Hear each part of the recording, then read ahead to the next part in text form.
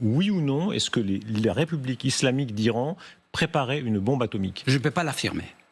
Ça serait malhonnête de ma part de dire qu'il le préparait. Ça paraît incroyable. Comprenez que celles et ceux qui nous écoutent se disent, tiens, on a mené une campagne de bombardement dans le doute. Mais vous savez, dans les stratégies nucléaires, et ça on connaît, il y a un troisième état, si vous voulez, qui est l'état des latences. Où vous n'êtes pas là, mais vous avez les technologies, vous avez le matériel, et donc si jamais, si les moments venaient où la décision devrait être prise, ça, on le ferait.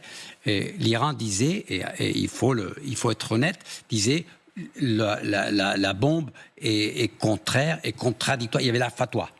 Est-ce que vous comprenez que dans ce doute, les Israéliens aient dit c'est pour nous une question de vie ou de mort, donc nous devons bombarder? Non, je ne comprends pas ça. Je comprends la logique, mais si par comprendre, vous voulez dire justifier, moi, je suis un diplomate, un homme de paix. Moi, je considère qu'il y avait une voie diplomatique. Est arrivé ce qui est arrivé. Il y avait, j'insiste, vous êtes en train de nous dire, on aurait pu continuer des négociations plutôt que de bombarder tout de suite. Évidemment.